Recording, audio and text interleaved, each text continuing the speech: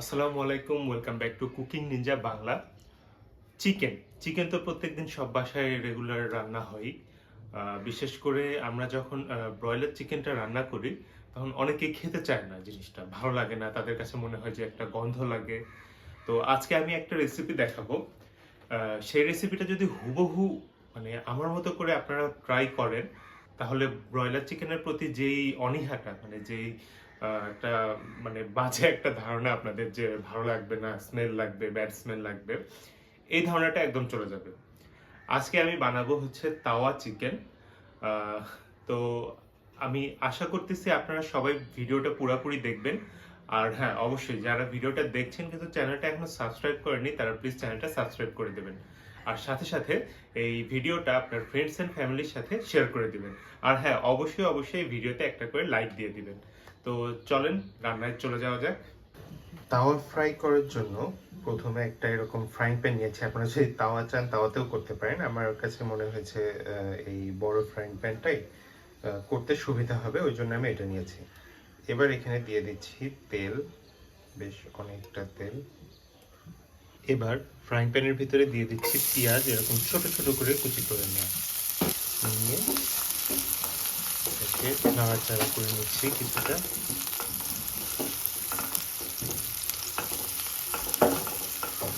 এর ভিতরে দিচ্ছি আদা রসুন বাটা,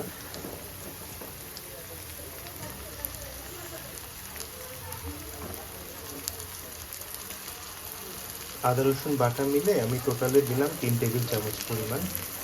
দিয়ে এটাকে একটু নেড়ে চেড়ে নিতে হবে যতক্ষণ না পর্যন্ত আদা রসুনের কাঁচা স্মেলটা চলে যায়।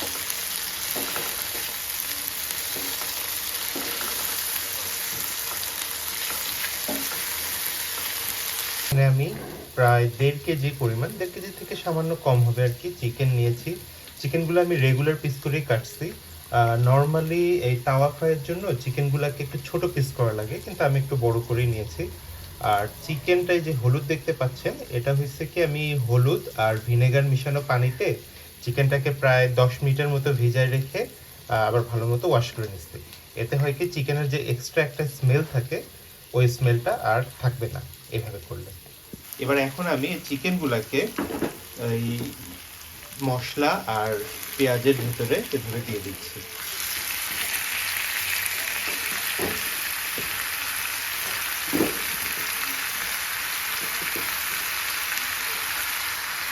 দিয়ে ভালো মতো এটাকে নাড়াচাড়া করতে হবে আর ভেজে নিতে হবে।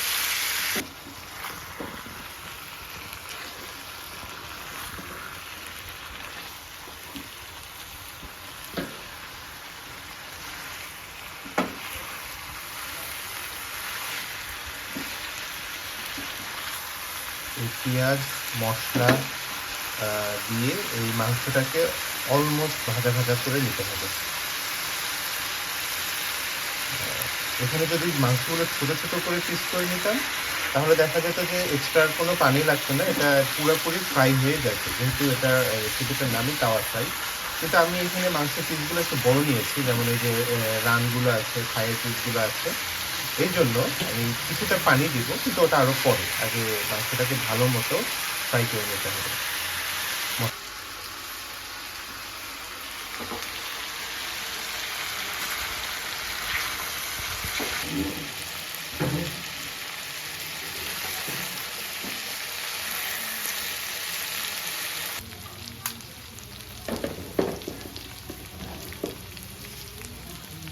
এবার দিয়ে দিচ্ছি টমেটো কুচি, বেশি না, অল্প করে টমেটো কুচি দিয়ে দিচ্ছি।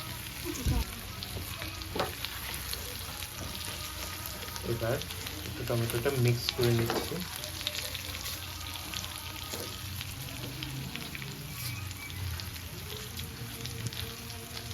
টমেটোটা যখন হালকা গলে আসবে, মানে ভাজা ভাজার মতো হয়ে আসবে আর কি, নরম হয়ে যাবে, ঠিক ওই সময় আমি সামান্য পানি দিব।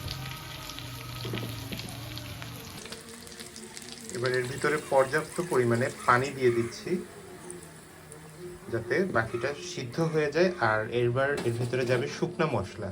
পানি দেওয়ার ফলে শুকনো মশলাগুলো আর পুড়ে যাওয়ার চান্স থাকবে না, কারণ এটা ভাজা ভাজা হতে হতে অলরেডি মশলা অনেকগুলোই নিচে লেগে লেগে যায়। শুকনোটা দিলে আরও বেশি বাজে লাগবে, ওই জন্য কিছুটা পানি দিয়ে দিচ্ছি। এতে মাংসটা ভালো মতো সিদ্ধ হয়ে যাবে ভেতরের হাড়গুলো সহ, আর মশলা পুড়ে যাওয়ারও আর চান্স থাকবে না।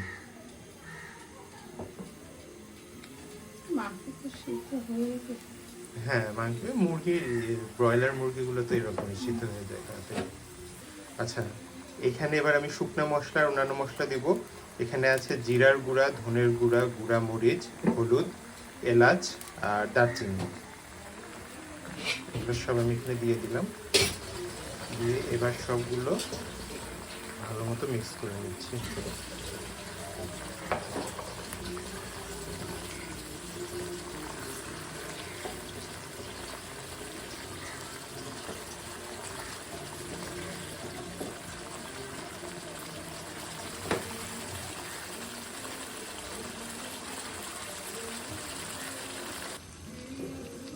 এই পর্যায়ে দিয়ে দিচ্ছি স্বাদ মতো লবণ।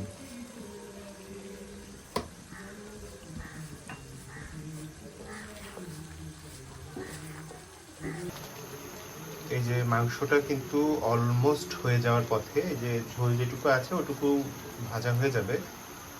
আমি আপাতত একটু হিটটা কমাই দিচ্ছি, কারণ ভিডিও করতে যে যদি আমি এরকম কথা বলতে থাকি তখন দেখা যায় যে নিচে লেগে যায়, ওই জন্য আমি হিটটা কমাই দিচ্ছি। আর এর ভিতরে আমি এখন একটা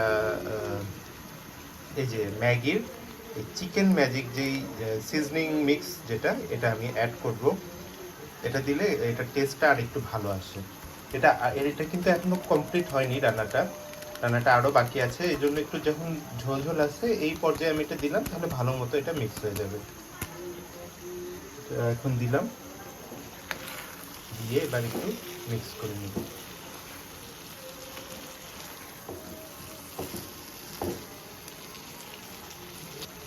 এখন এটাকে মিডিয়াম হিটে আমি একদম ভাজা ভাজা করে নিব, ঝোল যেটা আছে আরো শুকিয়ে যাবে।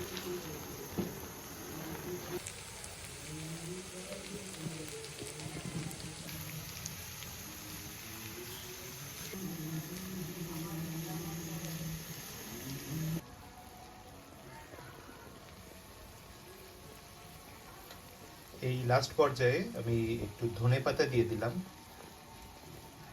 দিয়ে এবার একটু মিক্স করে দিতে হবে। আমার একটু মিক্স করে দিও তো।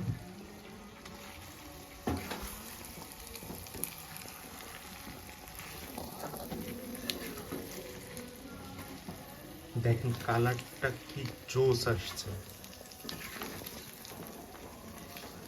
রান্নাটা কিন্তু ঝামেলার না, একটু এখানে থেকে রান্না করতে হবে। আপনারা অবশ্যই একবার হলেও এটা বাসায় ট্রাই করে দেখবেন, অনেক মজার এটা। আর রান্নাটা কিন্তু অলমোস্ট কমপ্লিট, রান্নাটা একদম ডান। অনেকে আছে চিকেন খেতে পছন্দ করে না, বিশেষ করে এরকম ব্রয়লার চিকেনটা, তারা একবার হলেও এইটা মানে এই রেসিপিটা রান্না করে দেখবেন। আমি গ্যারান্টি দিয়ে বলতে পারি আপনারা চিকেনের প্রতি যেই অনীহা সেটা চলে যাবে।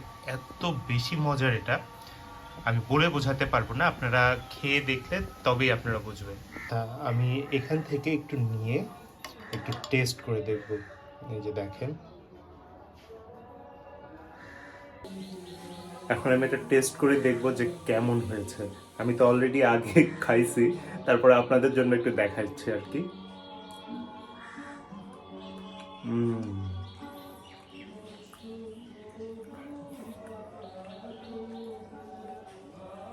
আমি বলবো আপনারা মাস্ট ট্রাই এটা একবার করবেন। মানে নর্মালি আমরা যে চিকেনটা খাই ওটা টেস্ট তো রেগুলার, ওটা আমরা প্রত্যেকদিন বা প্রায় রান্না করা হয় সবার বাসাতেই। কিন্তু এই রেসিপিটা মশলাগুলো কিন্তু একদম সিম্পল, আমরা নর্মালি বাসায় যেসব মশলা দিয়ে রান্না করি সেগুলোই, কিন্তু রান্নার প্রসেসটার জন্য এর টেস্টটা একদম চেঞ্জ হয়ে যায়। বাসায় অবশ্যই একবার হলেও এই রেসিপিটা তৈরি করে দেখবেন। আমি গ্যারান্টি দিয়ে বলতেছি এটা অনেক অনেক মজা, আপনাদেরও পছন্দ হবে। সো আজকের মতো এ পর্যন্তই। সবাই ভালো থাকবেন, সুস্থ থাকবেন। আল্লাহ হাফেজ।